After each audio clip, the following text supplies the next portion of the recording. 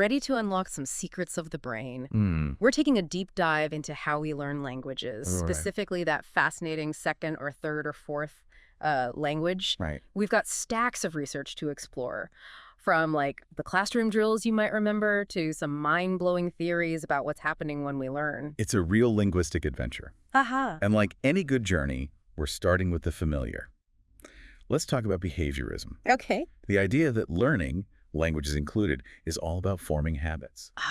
Behaviorism, the land of endless dialogues and verb conjugation charts. Right.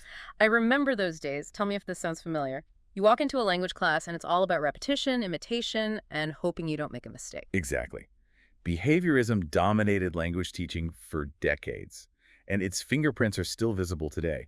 Think back to your own language learning experiences. How much of it involved memorizing phrases, drilling grammar rules, or getting that satisfying gold star for a perfect pronunciation? Okay, so I can see how that, lines up with forming habits. But is our brain really just like a parrot? Mimicry's only part of the picture, right? You're getting at the heart of it. Yeah, okay. While behaviorism got a few things right, Yeah. it also hit some major roadblocks. Okay. For one, it assumed your first language was mainly interference, predicting errors based on comparing languages. Like a German speaker would naturally mix up der, die, and das in English because articles work differently in those languages. Right. But language learning isn't quite that predictable. You think? Because if we were just transferring habits, my Spanish would be way better. I spent years drilling verb conjugations, but let me tell you, real-life conversations, not so smooth. Precisely. Real language use is messy, creative, and full of things behaviorism couldn't explain. Like, how do second language learners say things they've never even heard before? Right. Or why do their errors sometimes sound more like a child figuring out their first language rather than an adult simply transferring habits? Makes you wonder what's really going on under the hood.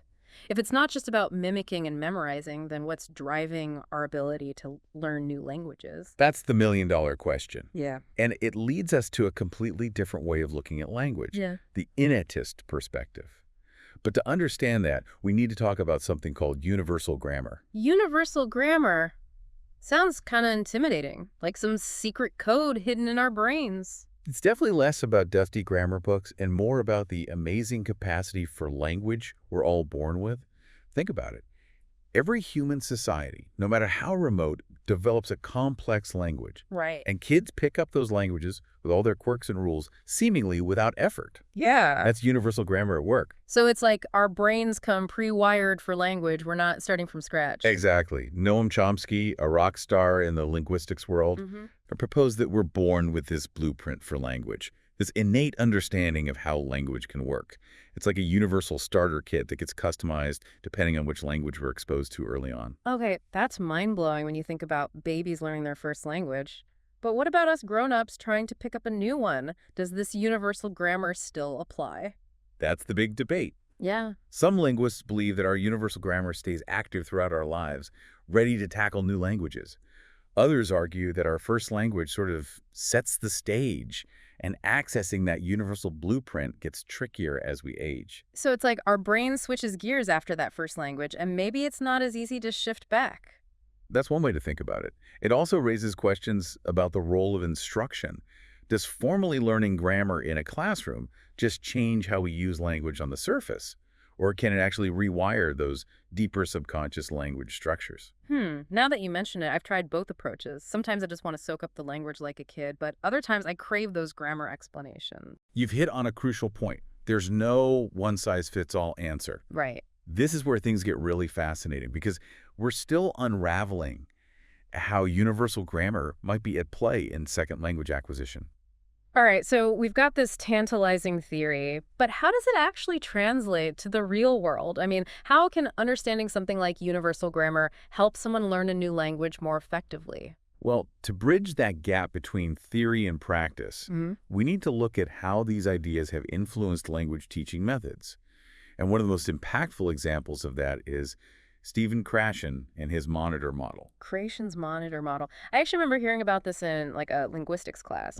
It always seemed much less about strict rules and more about the natural way we pick up languages. You're right on the mark. Yeah.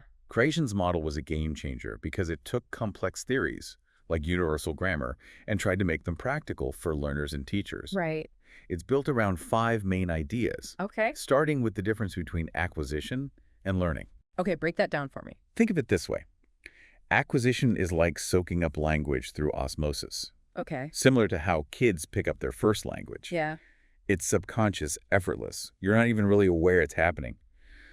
Learning, on the other hand, is that conscious effort we often associate with, traditional language classes, memorizing grammar rules, conjugating verbs in a vacuum that's learning. And Krashen argues that acquisition is the real key to fluency. Exactly. Okay. And that's where his monitor model comes in. He proposed that what we learn acts as a kind of editor or filter in our brains, Okay. the monitor. Okay. It kicks in when we have time to think about grammar rules, but it's not the primary driver of fluent speech. So it's like our internal grammar police double-checking our sentences before they leave our mouths? Precisely. Now, remember how we talked about language seeming to have a natural order? Right. Krashen thought so too. Yeah. His natural order hypothesis suggests we acquire language elements in a predictable sequence, regardless of how we're taught. Okay. Think about a baby learning their first language. They don't start forming complex sentences before they've mastered basic vocabulary. Makes sense. It's like trying to build a house starting with the roof. Exactly. And that brings us to what might be Krashen's most famous idea, the input hypothesis. Right. This one's all about finding that sweet spot for learning, which he called I+1. It means we acquire language best when we're exposed to input that's just slightly above our current level. Okay. Challenging enough to keep us engaged, Sure. but not so difficult that we feel completely lost. So kind of like Goldilocks and the Three Bears, but for language learning, we need input that's just right. It reminds me of that aha moment when you're reading something in another language and suddenly a grammar rule clicks because you've encountered it naturally in context. You've hit the nail on the head. Aha. It's about understanding the meaning first and then gradually refining the grammar as you go.